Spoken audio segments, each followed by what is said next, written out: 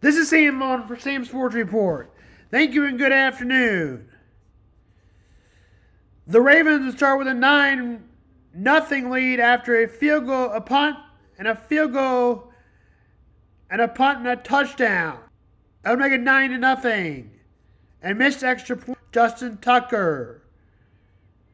The Eagles finally scored on the 2:51 to go in the second quarter.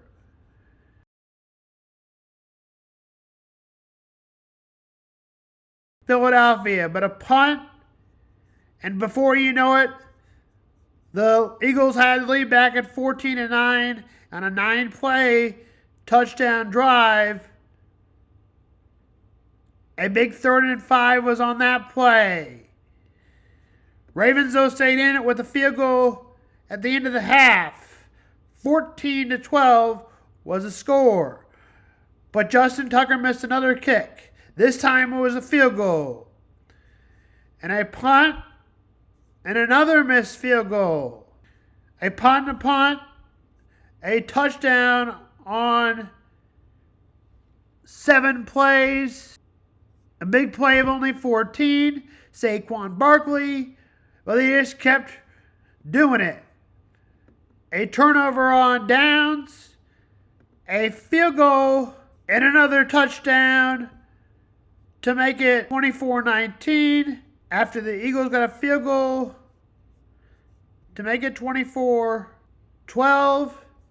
Ravens would get a last-second touchdown, but they would need a kick return on an onside kick to go all the way, which you can count on one hand how many times that happens. I think they should start doing a throw-off on 4th and 15, and that should be on time. We've talked about that. That's Sam Vaughn Smack. We've got more on football. I keep proving my point where Lamar Jackson may never win a Super Bowl. I just don't think he's good enough. By the way, Jalen Hurts or Saquon Barkley is in my top 3 of MVPs. Lamar Jackson drops out to number 4, and I think that's going to really hurt him. Rams-Saints doesn't matter. Rams went over the Saints. A final of 21-14. And then the Panthers game, 26-23. Bryce Young goes for 300, but not enough. I think Bryce Young is getting better. It was close to 300. It was 298 to be exact. Bryce Young keeps getting better, and they should stick with him as a quarterback, I think, and give him one more year. Dave Cannells may do what his own thing what he wants to do because he is not his quarterback that he was hired with. He was hired earlier this year. Mike Evans goes for 100 and 152 and a touchdown for the Buccaneers survive and keeps them in the playoff race at 6-6 in a bad NFC North. The Buccaneers win again 26-23, final in overtime in which both teams were not very good, but the Buccaneers got the final score.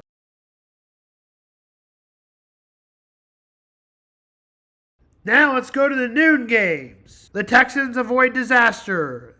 They've had disasters and games they're supposed to beat. Unlike the Chiefs have been able to hold off the disasters, the Texans haven't been able to hold off the disasters. Yesterday they held off the disaster. The Texans have a hard time being consistent. Obviously, by those words, they were up 23-6. But 2 touchdowns later, it was 23-20 with 3:12 left in the game. But the Texans were able to hold off the comeback with a late runs. The Texans get too close, and I'm not ready to say they're one of the top 4, maybe 5, but they're not one of the top teams in the AFC. I'd probably have to go Denver over Texans. So that would be 5. Probably 6th is the Texans. They are 8-5. We'll see how good the Broncos are tonight against the Browns. And they do leave it a bad AFC North.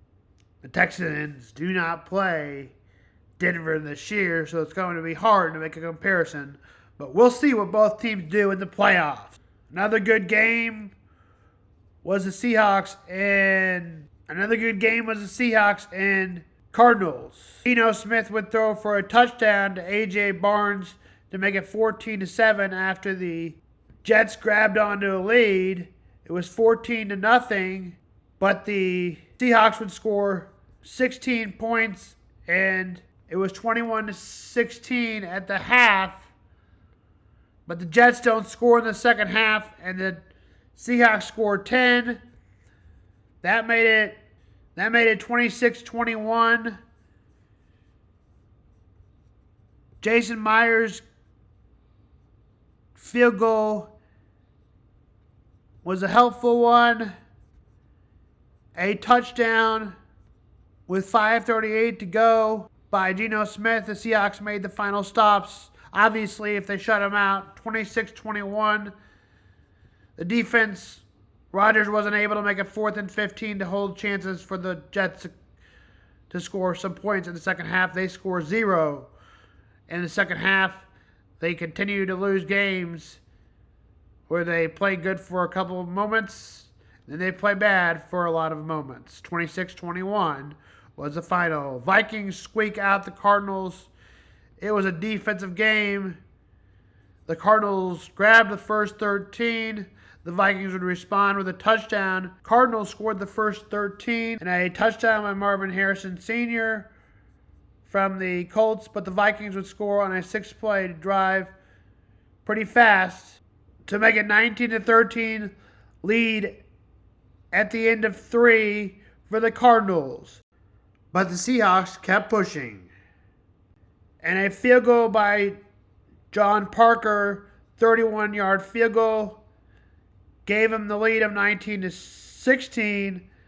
A field goal made it 22-16.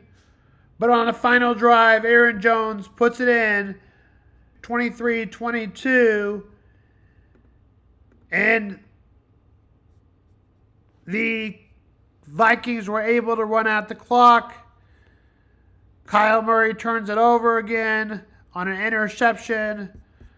Kyle Murray ends up throwing just 1 touchdown and 2 interceptions and got sacked 8 times. That's why the Cardinals lost. Again, Kyle Murray fails to show up, and Sam Darnold controls the game on their comebacks. Justin Jefferson had 99 yards but no touchdowns. Commanders blow out the Titans in a blowout. After falling to the Cowboys, the Commanders respond yesterday with a big win. They are 8-5. The Titans are 3-9. Brian Robinson has a big day for the Washington Commanders. He's 103 yards and 2 touchdowns.